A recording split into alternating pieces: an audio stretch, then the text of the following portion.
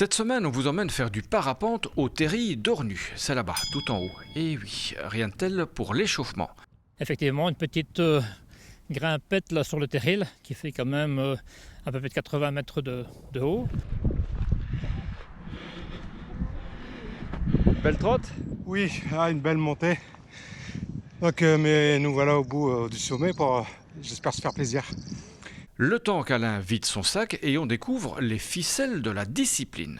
Il y a combien de cordes là? Je crois qu'il y en a, j'ai pas compté, mais il doit en avoir entre 26 et 30. Les avants, les arrières et les freins, tout ça. Si on tire du côté droit avec le frein droit, on plie le bord de fuite de la voile, qui fait que le côté gauche va voler plus vite et va faire virer la voile vers la droite. Si on tire du côté gauche sur le frein gauche, à ce moment-là, sur le bord de fuite de la voile, qui plie, qui s'incline en dessous, et qui fait que le côté droit va voler plus vite et on va virer vers la gauche. Qu'est-ce qu'on entend sonner? C'est le vario. C'est ce qui permet d'indiquer quand on monte et quand on descend. L'altitude, tout ça, voilà. Important? Oui, très important pour trouver tout ce qui est thermique qui nous monte, quoi. Le copain qui a volé juste avant a déjà monté ici au-dessus à plus de 1000 mètres au-dessus du terril. Et ici, le maximum de kilomètres qu'on a pu faire en distance, c'est 80 km. Aujourd'hui, vous retournez chez vous en parapente? J'aimerais bien, ça serait parfait, mais sauf que si je pouvais accrocher ma voiture aussi, ça serait pas mal non plus. Je vois que vous avez une télécommande là, c'est pour les parapentes? Non, là ça c'est pour les planeurs, parce qu'on fait de l'aéromodélisme. Donc voilà, on n'arrive pas encore à piloter un humain. C'est pas encore possible. Allez, on va voir si c'est aussi facile de décoller en parapente.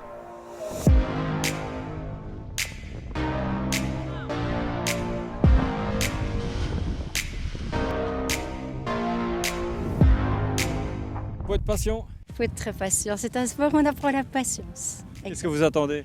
Mais j'attends que les conditions soient favorables pour moi de me mettre en vol, puisque ça dépend du niveau de pilotage. Ça dépend aussi comment on se sent dans la masse d'air. Comme aujourd'hui elle est assez turbulente, voilà, il faut attendre. Un bon pilote, c'est le moment qui est bon pour lui-même.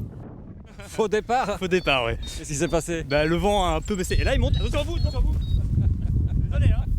Ah bah non, difficile à tenir. Ouais, là, je fais du surplace. Attention à vous. Hop là. Allez, cette fois, c'est la bonne.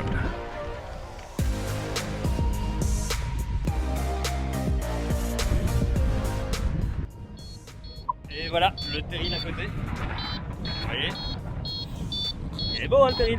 Aujourd'hui, c'est un jour où on peut se prendre un petit peu pour un rapace parce qu'on a des thermiques et une belle instabilité, ce qui permet d'avoir des ascendances. Et donc, si on arrive à se centrer dans un thermique, à enrouler correctement le thermique, vous savez monter avec lui. Moi, deux fois cette année, je suis monté jusqu'au nuage en arrivant à enrouler un thermique. Il y a des autres jours où on se prend plutôt pour des mouettes. Vous êtes à bord d'un rapace ou d'une mouette? C'est-à-dire que là, il n'y a pas des thermiques, c'est du vent laminaire, comme on peut trouver à la mer quand on fait voler des cerfs-volants. Et à ce moment-là, le vent vient caresser le terril, il remonte à l'endroit où se trouve le terril, et à ce moment-là, vous savez voler comme une mouette le long du terril et faire des allers-retours. Est-ce qu'on se prend parfois pour Icare? Oui, le problème, c'est le secret un peu du parapente, c'est d'arriver à gérer ses émotions. Parce que quand vous vous mettez à monter, vous avez toutes sortes d'émotions qui viennent. Vous avez certainement de la peur qu'il faut gérer, mais vous avez aussi de l'enthousiasme, voire même de l'euphorie quand on arrive près des nuages. Et donc tout ça fait un cocktail d'émotions qu'il faut arriver à gérer. Et c'est un peu le secret, si vous faites trop prendre par votre euphorie, vous oubliez les risques que vous prenez. Et donc à tout moment, il faut être capable de gérer les risques et pouvoir s'imposer des limites. Donc c'est pour ça qu'il faut arriver à se détacher un peu de ses émotions en l'air. Histoire d'atterrir en douceur sur le plancher des vaches.